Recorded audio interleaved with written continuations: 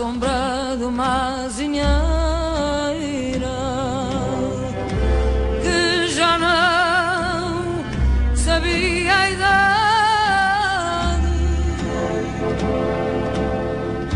Jurei ter por companheira grândola a tua vontade.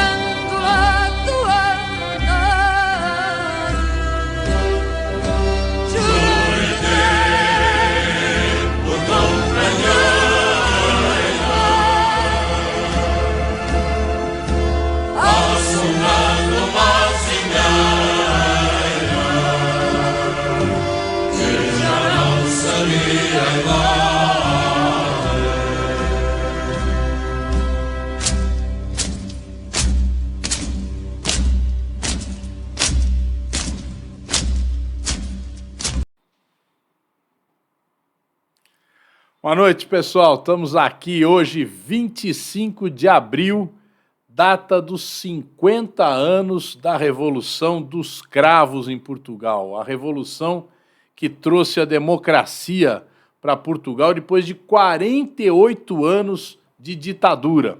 Ditadura que foi caracterizada pelo Salazar.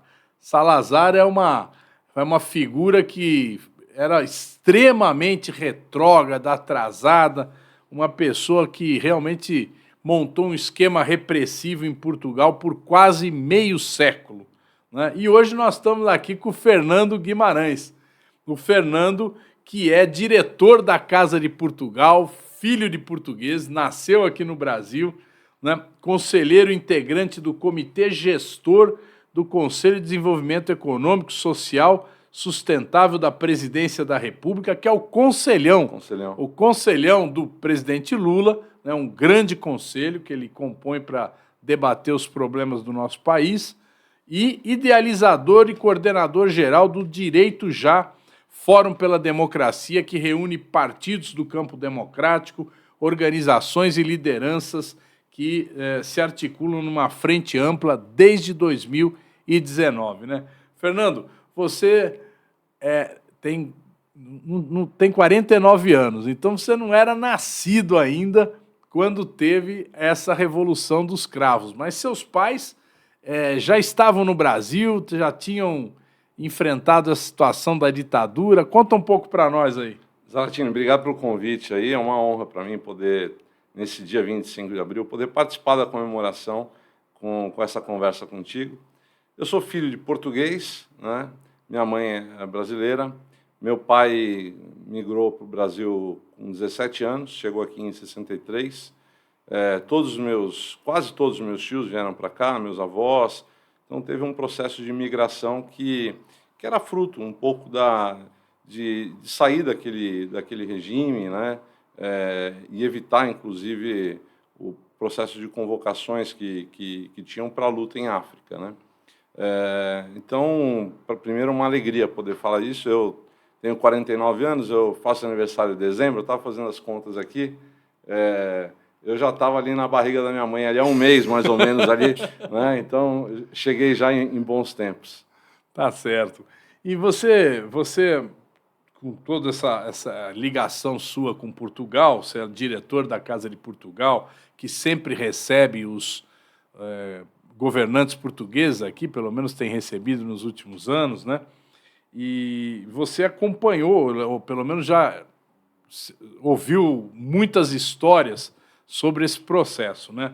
Eu me lembro, naquela época, em 74, eu não era tão jovem como você, eu já estava militando aí no movimento secundarista, e nós tínhamos naquele ano de 74, foi um ano que a gente vinha do golpe militar no Chile, em 73, 11 de setembro de 73, né? Depois, o pessoal que estava no Chile, meu pai, inclusive, foi para a Argentina, depois veio para o Brasil, e eu me lembro que em 74, em abril de 74, aquela revolução nos deu uma grande alegria, um grande alento aqui no Brasil na luta democrática, né? Porque a gente viu quebrar uma das ditaduras mais ferozes do mundo, né? E que ia no movimento contrário da ditadura do Pinochet. E em novembro de 74, o MDB, o antigo MDB, né, não esse que está aí, que era uma grande frente ampla, derrota a ditadura ganhando uma eleição de 16 senadores foram eleitos pelo MDB. Aqui em São Paulo foi eleito Orestes Quércia, né, numa eleição que foi fantástica, porque ninguém esperava que o MDB tivesse uma vitória tão grande como teve em 74. Então, a partir daí, se inicia um momento de decadência da ditadura brasileira também, né? E a Revolução dos Cravos foi muito importante para nós, né? E você estava me contando, né, do quanto que os portugueses sofriam com as guerras coloniais, porque tinha 3 colônias, né? Moçambique, Angola e Guiné-Bissau eram as colônias portuguesas que ainda restavam, né? Porque o Brasil já tinha se saído fora em 1822. Mas conta para nós um pouco dessa guerra. O que eram essas guerras coloniais de Portugal? Portugal ele tinha uma política colonialista.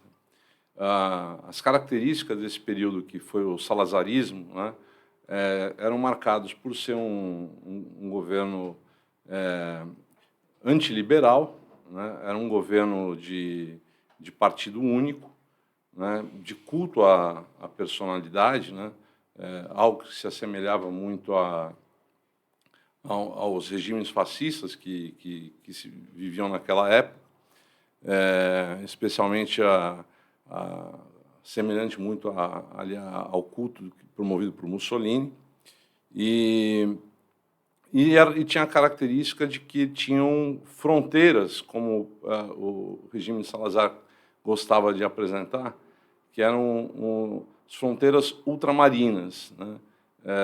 Para tirar um pouco do termo de colônias, né? Se falava os países que eram uma extensão do território português ultramar. E a política econômica de Portugal passava muito por isso, né? Pela importação de matéria-prima que era extraída dessas colônias portuguesas a um valor muito barato, ao uso de mão de obra escrava, para Portugal conseguir ter uma competitividade internacional. Então, era uma política que passava por isso.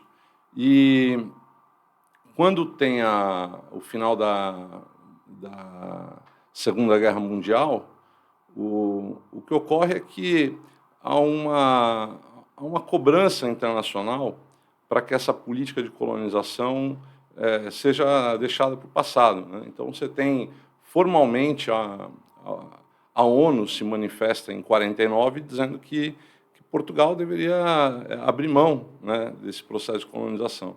Mas o Salazar seguia à frente isso, e, com isso, ele, inclusive, afastava Portugal da comunidade internacional. Ele isolou muito Portugal da comunidade internacional, e ele tinha, inclusive, orgulho de dizer isso, né? Ele afirmava o Portugal somos nós, essa coisa de nacionalista. É tipo o que o Bolsonaro fazia, né? Aquela coisa, né? Agora, Brasil, que se dane o mundo, importante... Você citou Bolsonaro, é importante citar. O lema do governo de Salazar, né, era Deus, Pátria e Família. Né? Já é daquela época. Então, e o Salazar, né, ainda pegando o gancho na situação que você fez, essa discussão toda é muito importante para nós, né, porque teve muito interligado o que aconteceu em Portugal e o que aconteceu aqui, né?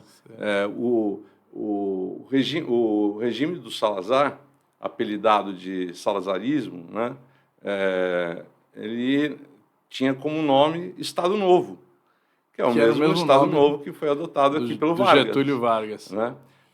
O Plínio Salgado, né, ele, na verdade, ele se inspirava, os integralistas, né, se inspiravam no regime de Salazar, até pela ligação forte que o Salazar tinha com a Igreja Católica, né? Acho que essa é uma das principais características que diferencia o regime de Salazar né, de outros regimes de caráter fascista que a gente encontrava na Europa, era uma ligação muito forte com a Igreja Católica. E o Plínio Salgado aqui também tinha essa ligação com a Igreja.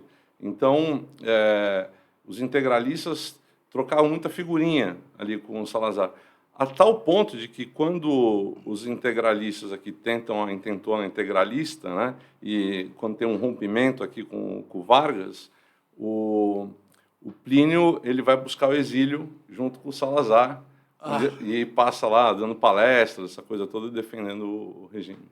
Porra, que interessante. Quer dizer, tem todo um paralelo aí também, então, dessa história de Portugal com o Brasil, né? Você me permite? Fala, coisa do claro. paralelo. O Carlos Lacerda foi a Portugal, foi recebido pelo Salazar e, quando chegou aqui, gravou um vídeo para a televisão portuguesa, fazendo um reconhecimento que ele foi muito bem recebido em Portugal e defendendo o processo de colonização de Portugal em África, né? Então, essas ligações políticas... O Carlos Lacerda, para quem não sabe, era um político civil aqui no Brasil que apoiou e ajudou a impulsionar o golpe militar de 64, né? Só para a gente... Foi governador da Guanabara. E depois foi depois ou antes, não me lembro, foi governador da Guanabara, né? Depois foi governador da Guanabara, quer dizer, um cara extremamente reacionário, né? E que depois os próprios militares se livraram dele, acabaram caçando o mandato dele também. Mas eu não sabia que ele tinha ido lá em Portugal e depois elogiado a política colonialista, né? Agora, você está me falando também, antes da gente começar, da quantidade de jovens que iam combater nas colônias, né, os movimentos de libertação, né? Porque naquela época tinha nas colônias portuguesas vários movimentos de libertação, né? O MPLA, Movimento para a Libertação de Angola, né? Era o principal movimento de libertação de Angola. O PAIGC, o Partido da Guiné e Cabo Verde, né? Partido pela Independência de Guiné e Cabo Verde. Tinha a Frelimo em Moçambique, né? A Frente de Libertação de Moçambique. Eram movimentos apoiados pela União Soviética e por Cuba também, né? O Che Guevara chegou aí a Angola combater, né? E visavam a libertação das colônias. E o Salazar mandava os jovens lá para combater os revolucionários do campo da esquerda, né? Como é que era essa... Não, para você ter uma ideia, quando houve a Revolução dos Cravos, naquele momento, Portugal ainda tinha... de portugueses do continente que estavam lá nas fronteiras ultramarinas, eram 200 mil, era 2% da população de Portugal, né? Se estima em 2 milhões de portugueses que lutaram em África durante esse período todo, né? Muitos convocados, inclusive, nas próprias colônias, né? Então, isso ajudou muito, isso foi muito impactante, né? Isso levou muito ao desgaste, um pouco ao colapso, porque Portugal era uma economia muito pobre, era o país talvez o mais pobre da Europa Ocidental.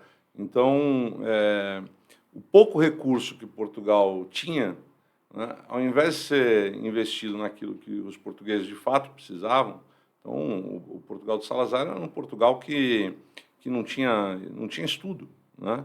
Era um Portugal que não tinha... Tinha analfabetismo muito alto. 25% da população era analfabeta, né? Incrível, né? Era o pior salário médio da Europa, né? Na época, o salário médio de Portugal era 1/3 do restante da Europa. Era um país muito pobre, né? E aí, quando você tem os recursos todos sendo levados para esse combate, e aí o que acontece? Chega um momento que os próprios militares, né, e aí especialmente aí os tenentes, capitães, tinham a compreensão de que a luta em África ela não teria mais um resultado satisfatório, não seria sequer possível, né, que Portugal pudesse vencer esses movimentos que estavam lutando pela independência. Então, era, portanto, uma luta sem fim, né? Que acaba tendo só a possibilidade de uma reviravolta no jogo, por conta até de um incidente. É incrível ver pelos caminhos que passam a história, né? Mas o Salazar, em 1968, foi ajeitar uma cadeira. Na hora que ele foi sentar, a cadeira tombou, acho que ele não foi muito cuidadoso, a cadeira tombou, bateu com a cabeça no cimento e, num primeiro momento, ele não quis ser socorrido, depois ele acabou tendo um aneurisma, né? E aí, por conta disso, isso foi em agosto de 68, em setembro de 68, ele entrou em coma, né? E ele entra em coma e aí, portanto, quando assume ele era o presidente do Conselho de Ministros, o Salazar, assume um novo presidente do Conselho de Ministros, que é o Marcelo Caetano, né? O período que... Ele caiu da cadeira ali. Caiu da cadeira, né? Não caiu do governo, mas caiu da cadeira. E aí o que acontece? Como o Marcelo Caetano, né, que chama o seu período, né, a primavera marcelista, né, mas ele não tinha a habilidade, né, a capacidade de condução, né, que, inegavelmente, o Salazar tinha e se manteve tanto no poder por isso. Os militares ali percebem o momento econômico de Portugal, né, percebem que não conseguem levar adiante o projeto colonialista em África. E veem que não tem uma liderança forte, né, ali começa a ter, portanto, ali um caldo, né, de se abrir conversas ali de o que a gente pode fazer para virar o jogo, né? E a única forma de virar o jogo, o entendimento dos militares era nós não vamos conseguir resolver a questão da África de forma militar. Precisa ter uma solução política, precisa ter uma negociação de processo para se fazer uma transição.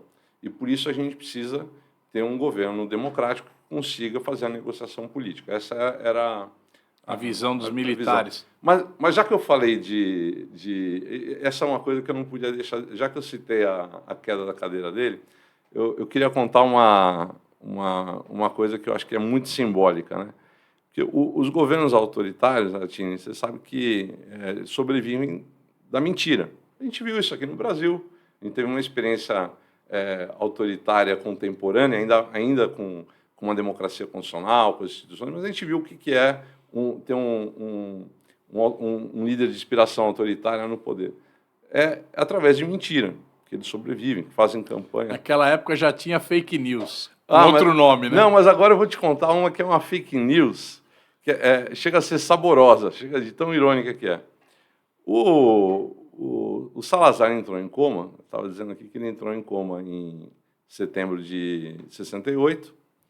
Acontece que ali, por volta de fevereiro de 69, ele acorda. Sei. Tem até um livro que eu não lembro exatamente o nome do livro, mas é o Salazar, o líder autoritário que morreu 2 vezes, alguma coisa assim. Mas ele acorda em fevereiro de 69. E aí a junta de médicos chegou à conclusão de que ele conseguiu sobreviver à queda, mas ele não sobreviveria à informação que ele não era mais o líder do país, o chefe, o presidente do Conselho de Ministros. Então, disseram, a única solução aqui é que ele não saiba. E aí o que fizeram? Levaram ele para o palácio, mantiveram, mesmo ele não sendo mais, mantiveram toda a equipe dele simulando que ele era o governo. Então tinha reuniões de conselho com ele, presidindo reuniões de conselho, dando determinações, orientando, puxando a orelha dos ministros, e era tudo uma farsa. Até um diário oficial que tinha a impressão de um único exemplar, diariamente era feito para vir as determinações dele. Então, o interessante é, no autoritarismo, né, só se sustenta com a mentira, e nem que você tenha que mentir para o líder. Né? Para o próprio líder, né? Para o próprio líder. E ele ficou quanto tempo vivo aí? Ele morre em 70. Ele morre... Isso foi por alguns meses, né? Em 1970 ele morre.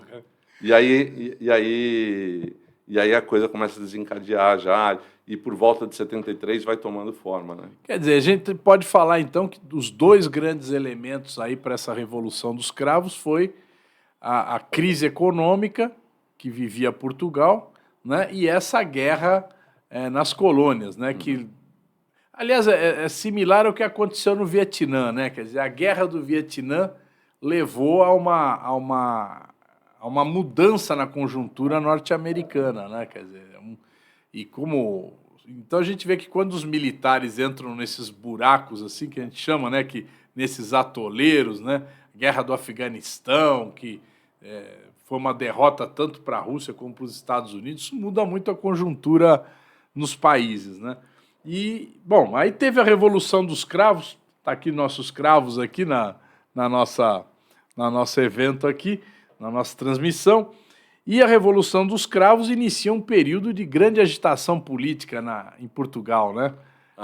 Grande agitação. Primeiro que esse impacto, né, que você citou agora, o impacto que teve, consequentemente, depois em África, né, com os países todos que foram reconhecidamente livres, deixaram de ser colônia. Tem impacto no Brasil. Foi rápido esse processo? Foi coisa de 2 anos depois. 2 anos. A primeira determinação, assim que tem a Revolução dos Cravos, imediatamente, a primeira determinação é o fim do processo de colonização. Eles tinham 3 diretrizes, né? Eram os 3 Ds. Era descolonizar, democratizar e desenvolver. Né? Certo. Então, imediatamente, a questão da colonização.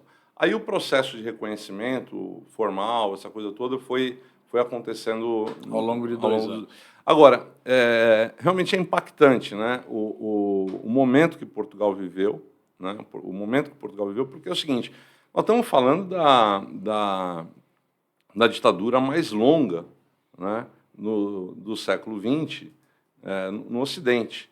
Então, aí você tem uma coisa que é muito surpreendente, porque não é um processo que ocorreu com luta, com meses, né? Foi uma coisa que ocorre da noite para o dia. Então, para se ter uma ideia, na verdade, o que os militares fizeram?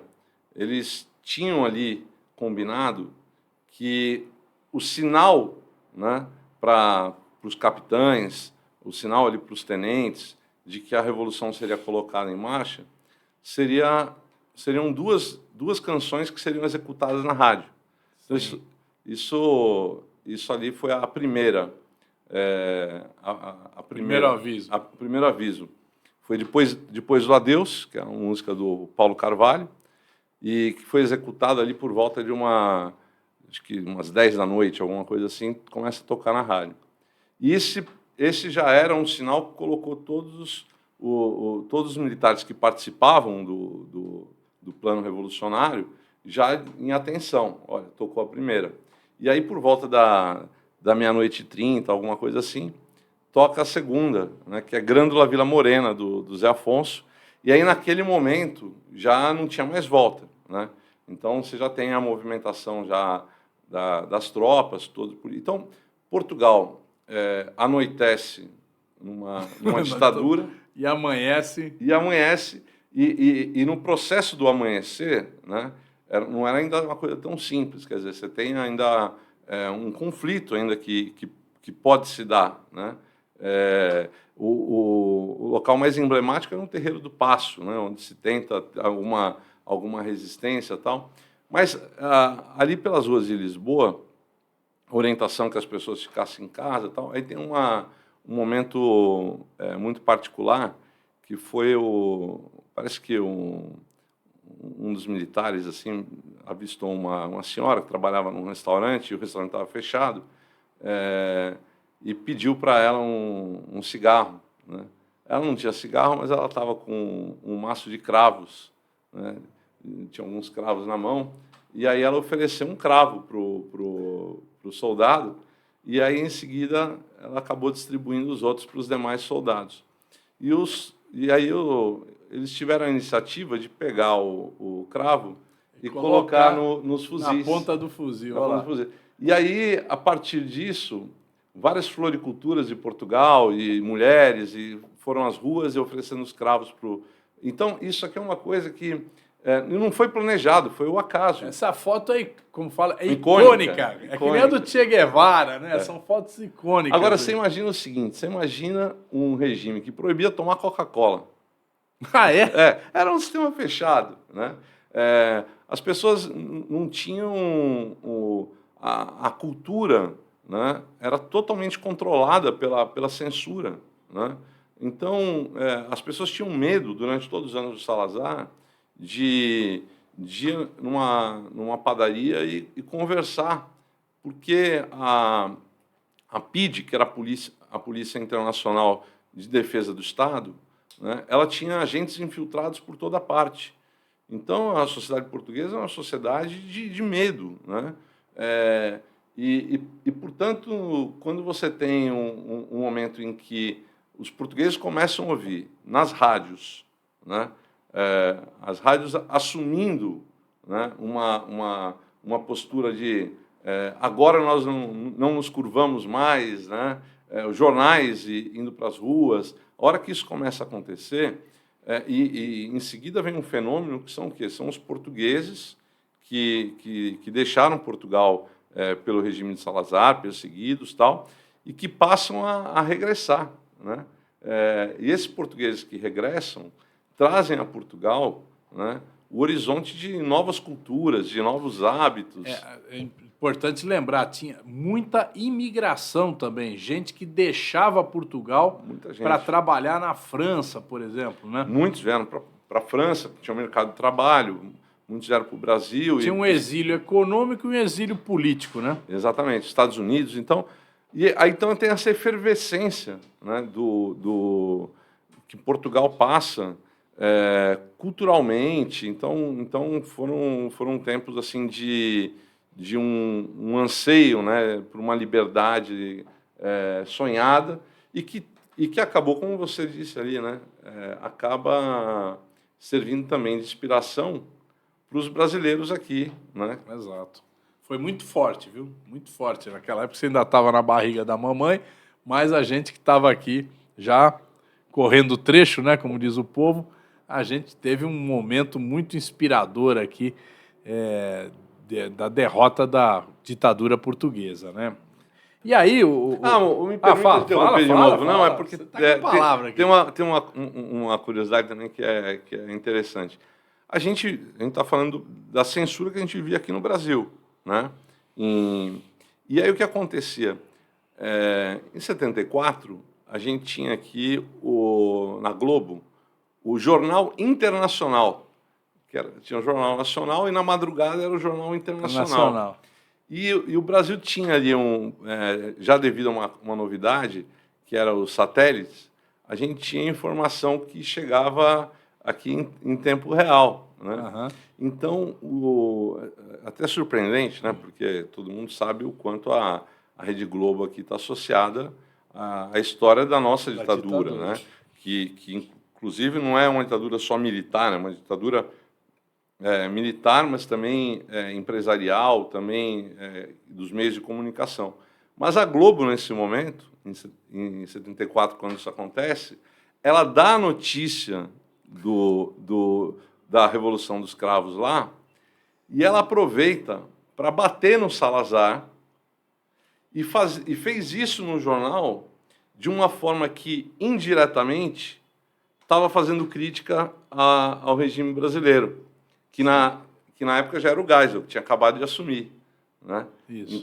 Então isso vai mostrando essas conexões, acho que são interessantes.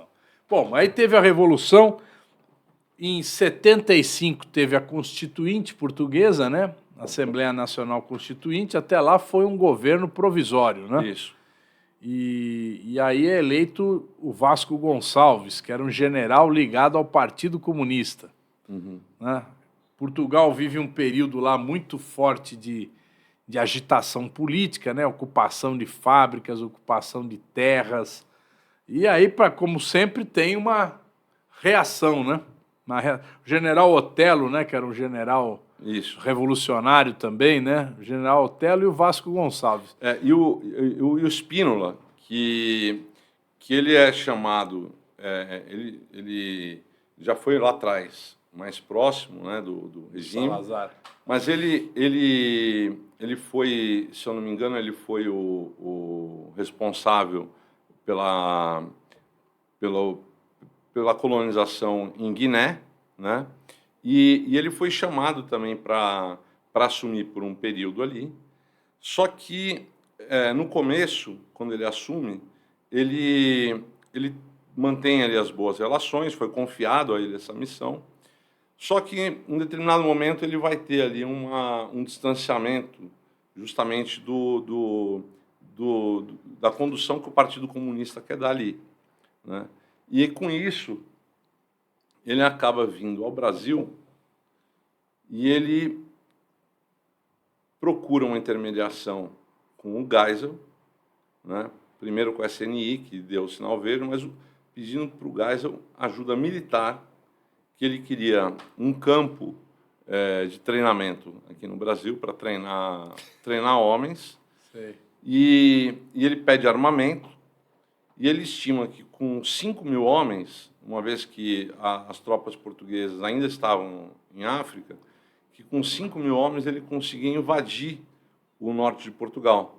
Então, na verdade, ele tinha o intuito de fazer em Portugal algo semelhante ao que o Pinochet fez, né? Mas o Geisel não concorda com isso, né? E não dá as condições para que ele faça isso. O Geisel também tinha uma certa esperteza, ele reconheceu rapidamente o regime novo, né? E depois reconheceu a independência das colônias, porque também o governo brasileiro, naquela época, falou, não, nós precisamos botar o nosso pezinho lá na África, né? Também tinha uma coisa comercialmente, assim, comercialmente, tinha interesses, essa coisa toda, né? Mas aí então tinha lá o general Otelo, o Vasco Gonçalves, o Spínola. O Spínola era mais à direita, o Vasco Gonçalves mais ligado ao Partido Comunista, né? E depois o Partido Socialista ganha a eleição em 76, não é isso? 2 anos depois. E aí começa um período mais moderado, né? Não sei se você tem alguma informação para contar para a gente sobre isso. Com Mário Soares, né?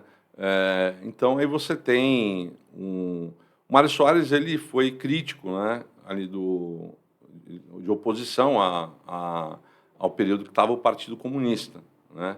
Eles tinham certas diferenças. Mas o Mário Soares consegue, a partir daí, o Mário Soares, em 73 ele assume como secretário-geral do Partido Socialista. No exílio, né? E aí ele já está, em 74, ele está presente como o líder do Partido Socialista.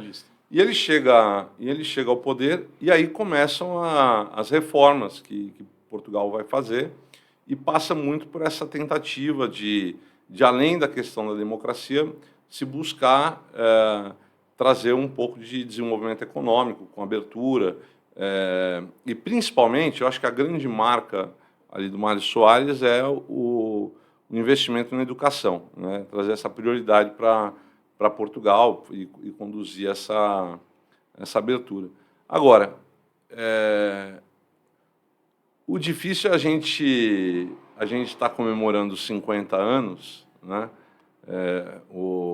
da Revolução dos Cravos, e hoje a gente ter um momento de ascensão da extrema-direita lá, né? Essa que vamos dizer assim, é o que azeda um pouco a comemoração, né?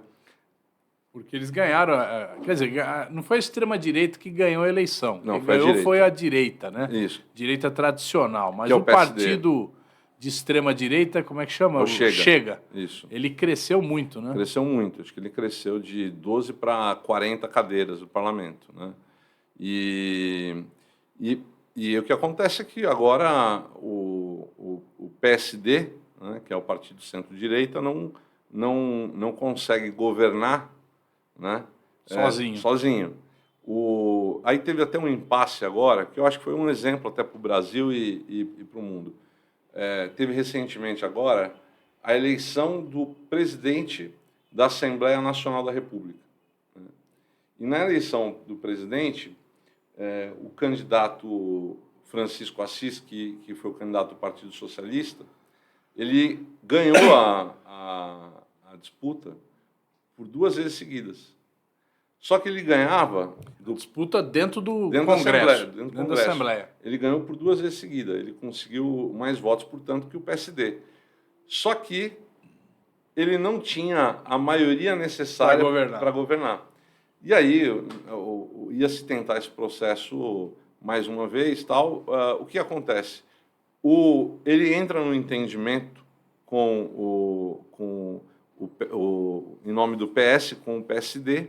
Uhum. E aí o parlamento ficou com o PSD, que abriu mão de negociar com o Chega, porque se o PSD tivesse aceitado os votos do Chega, faria a presidência. Então, o discurso que foi feito tanto pelo PS quanto pelo PSD é de que a condução política ela tem que ser feita isolando quem joga fora do tabuleiro, né? Os fascistas. Os fascistas. E aí o desafio de Portugal agora, e é um grande desafio, é conseguir com que um governo que tem uma oposição e que tem substanciais diferenças, consiga buscar entendimentos para a governabilidade do país sem precisar recorrer à extrema-direita. Esse é um desafio. Mas, institucionalmente, eles conseguiram fazer isso. Isso é um exemplo que deveria ser seguido aqui no Brasil, para a gente poder isolar... Só recapitular um pouco aqui, Fernando, para o pessoal entender. Quer dizer, teve esse primeiro governo na Revolução dos Cravos, majoritariamente do Partido Comunista, aí o Partido Socialista ganha, fica por um longo período o Partido Socialista governando, com Mário Soares, né? Até interessante porque em 1982 teve uma revisão constitucional onde eles determinam que os militares têm que ficar totalmente fora da política.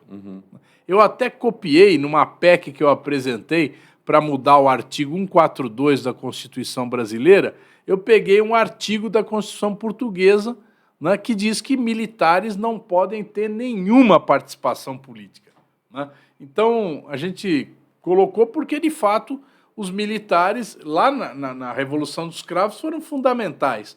Mas depois que o militar quer continuar na política, aí não dá, porque a política não pode ser resolvida pelas armas, tem que ser resolvida pelo voto, né? E aí fica esse longo tempo o Partido Socialista, depois o PSD, o Social Democrata, vários anos, né? E só recentemente que se formou a tal da Geringonça, né? Que foi uma aliança do Partido Socialista, do Partido Comunista e outros partidos para formar uma maioria no campo da esquerda, né? Da centro-esquerda, né? Que governou também alguns anos, né? Sim. Não sei, não me lembro agora quantos anos, mas foi um governo muito progressista.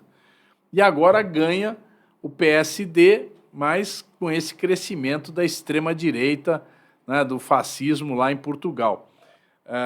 Mas as coisas não continuam, né? Agora, a notícia de terça-feira agora, o Marcelo Rebelo, que é o presidente de Portugal, que é do Partido Socialista, né? Isso. Não, é isso? O Marcelo Rebelo não, ele é do PSD. PSD. Marcelo Rebelo, lá é bom a gente dizer, lá tem o parlamentarismo. Isso. Então tem o presidente da Assembleia Nacional, eleito, que tem que formar uma maioria, e tem o presidente, que é eleito pelo povo, né? Marcelo Rebelo é eleito diretamente pelo povo, né? Ele reconheceu a responsabilidade de Portugal pela escravidão, né? E pelo colonialismo. Foi uma decisão importantíssima, né? Corajosa, principalmente porque Portugal, não, depois, acho que essa é uma crítica assim, que cabe aos portugueses. Eu, como tenho dupla nacionalidade, então eu posso fazer a crítica, né? Portugal se calou sobre o seu período de exploração das colônias, né? Então não teve uma autocrítica por Portugal ter cometido os excessos que cometeu. E, na verdade, se calou sobre muita coisa, inclusive, que se passou no próprio regime de Salazar, né? Se pactuou alguns silêncios, né? E, portanto, quando o presidente de Portugal vem aqui aos 50 anos e fazer esse reconhecimento, né, da responsabilidade que Portugal tem, né, inclusive pela escravidão, isso é muito significativo.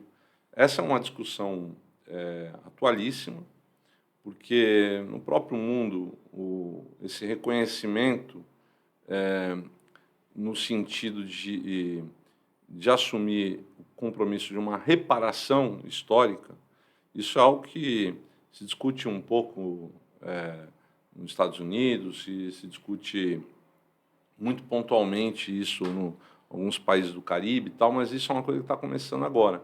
Então, quer dizer, é a mesma discussão que a gente passa hoje, por exemplo, o caso do Banco do Brasil aqui.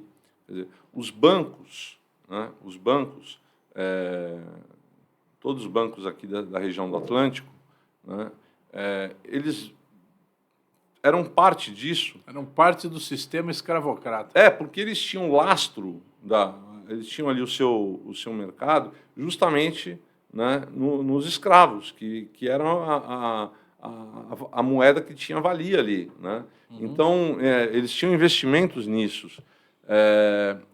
Portanto, quando você tem um presidente de Portugal que diz não só que tem uma responsabilidade e pede desculpa por isso, mas ele diz, olha, nós precisamos, inclusive, reparar, né, as colônias por isso. Então, isso tem um sentido muito forte. Muito bom.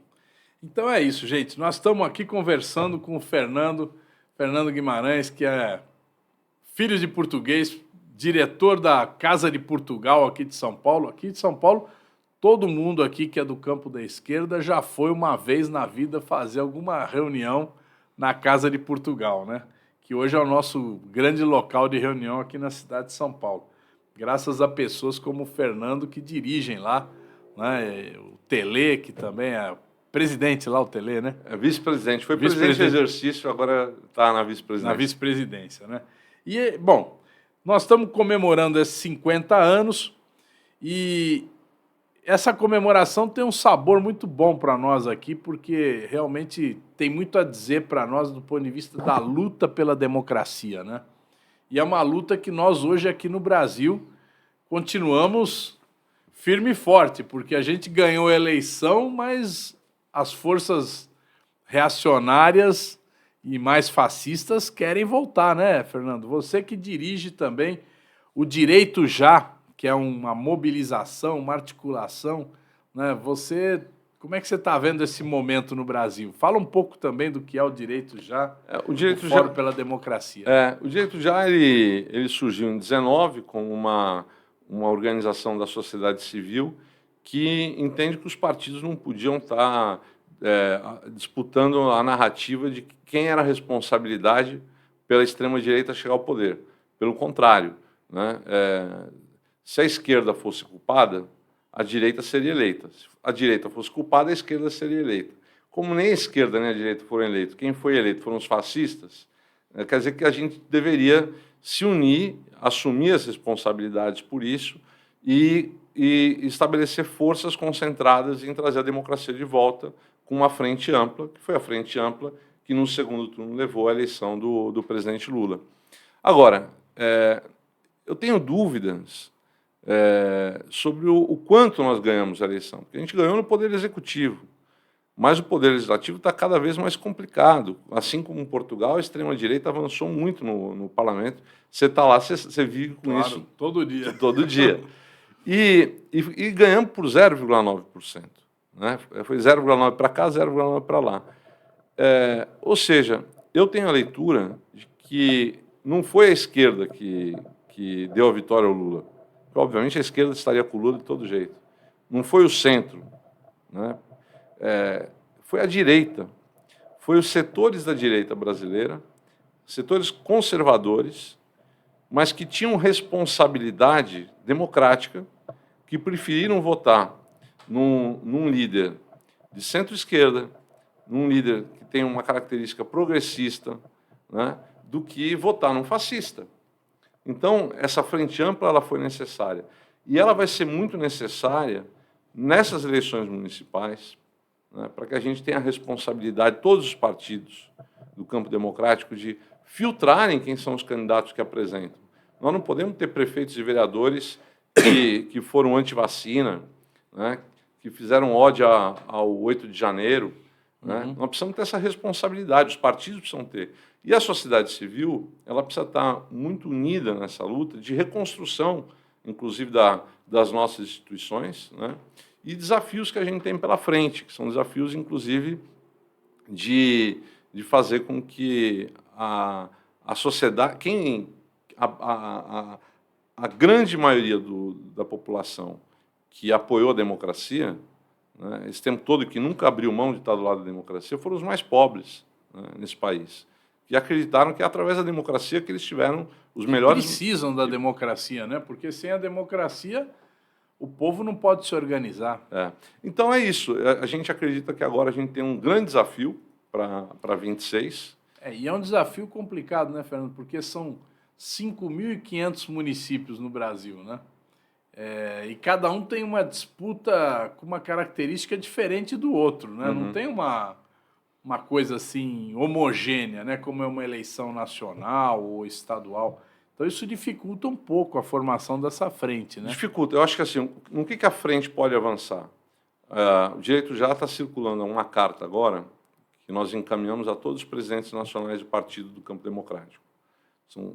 E o que a gente tem como termo nessa carta é o compromisso de todos os presidentes de que o partido não lançará nenhum candidato a prefeito ou vereador que não tenha compromisso com a democracia. É isso. Né? É o que a gente pode fazer de mais singelo, mais significativo. Agora, as direções nacionais dos partidos devem ser muito claras em orientar as direções estaduais e municipais de que onde tiver alguém que não tenha compromisso democrático, nós não temos que considerar uma aliança. Né? Acho que essa é a responsabilidade, porque se a gente não fizer isso, a gente normaliza. Principalmente nas maiores cidades no segundo turno, né? Essa que acho que é a grande hora de se organizar essas frentes, né, para que, de fato, a gente possa garantir uma vitória dos democratas na eleição municipal. Acho que essa que é o espírito, né? E o nosso direito já fez recentemente na Casa de Portugal um evento agora que a gente debateu também sobre a influência da Constituição de Portugal de 76 na nossa Constituição de 85. Então, isso mostra muito os vínculos. Eu só queria comentar uma última coisa aqui. Claro. Não, é que você falou da questão dos militares, né? Você sabe que tem uma coisa curiosa aqui que eu associei quando você falou. O Salazar ele fazia algumas tentativas de simulacro de democracia que os líderes autoritários sempre fazem, né? Ou seja, tinha uma eleição para presidente da República. E aí tinha um candidato dele, e ele abria uma espécie de uma concessão para que houvesse uma... ele era presidente do Conselho de Ministros. De Ministros. Que é equivalente para nós ao primeiro-ministro. Sei. Ele era o primeiro-ministro esse tempo todo. E tinha um presidente eleito. Tinha um presidente eleito, que era o figurante, porque não é o chefe de Estado, mas não toca o governo. Né? A eleição presidencial ocorria. E o que ele fazia? Nas vésperas da eleição presidencial, ele dava um certo tom de democracia e lá era partido único. Só que ele permitia, né, em alguns momentos, ele permitia que tivesse uma organização partidária de oposição. Sei. Então, por exemplo, em 45, ele libera para que se forme ali um partido de oposição para disputar a eleição. E, evidentemente... Né? O que acontece? Como a ditadura brasileira permitiu o MDB, Como né? permitiu o MDB. eles colocavam ali um general para disputar a eleição, que era uma forma de quem é que tinha coragem de entrar ali para... E aí, só uma curiosidade.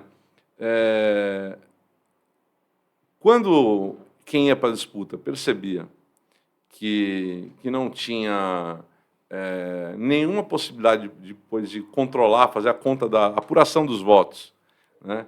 Quem percebia que não teria garantia de que as pessoas poderiam votar em segurança, o pessoal renunciava e aí ganhava o partido único, Salazar.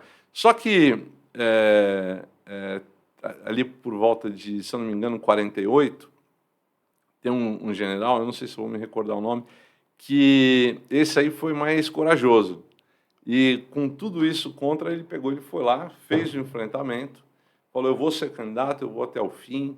E aí perguntaram para ele numa entrevista lá, num debate, perguntaram para ele o que ele faria em relação ao Salazar caso ele vencesse a eleição.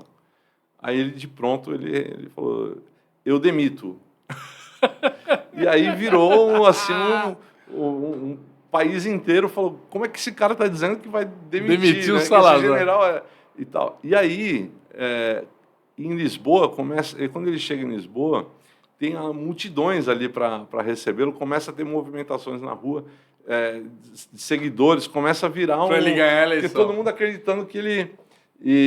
Só que aí o pessoal começou inclusive, a disparar, né, contra civis, para que começassem a esvaziar ele, essa coisa toda, de que ele não tivesse adeptos e tal. Então, aí o regime foi linha dura porque encontrou um ali que ia tentar enfrentar, né? No final, acabou sendo morto, inclusive, pela polícia, poucos anos depois, acabou sendo morto e tal. E aí, depois, quando a gente fala do pós-revolução, quando você vai buscar também generais para tentar assumir esse primeiro momento, né? Então, Exatamente. Aqui no Brasil teve vários generais que se dispuseram aí para o colégio eleitoral. Exatamente. Né? O colégio eleitoral que elegeu o Tancredo, né? E depois morreu e ficou o Sarney, e o Paulo Maluf foi o candidato da Arena. Tinha vários generais que tentaram, né? Isso. Tentaram ocupar. Coisa interessante, você está alinhando aí, tem muita similaridade aí da ditadura brasileira com a ditadura do Salazar, né?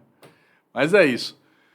Meu mestre, Fernando, muito obrigado, né, você ter participado. Leva um cravo aqui. Leva um cravo aqui para casa, né? Essa é a nossa comemoração aqui do 25 de abril, da Revolução dos Cravos, esse momento importante aqui para Portugal, mas que também foi muito importante para o Brasil. Foi uma delícia a conversa. Obrigado, Zaratini. Obrigado, Fernando. Valeu. Um abraço. E fica com vocês agora Chico Buarque de Holanda, em homenagem a Portugal. Sei que estás em festa, pá. Fico contente enquanto estou ausente. Guardo um cravo para mim. Eu queria estar na festa, pá, com a tua gente e colher pessoalmente uma flor do teu jardim. Sei que há léguas a nos separar, tanto mar, tanto mar. Sei também quanto é preciso, pá, navegar, navegar. Lá faz primavera, pá. Cá estou doente, mando urgentemente algum cheirinho de alecrim.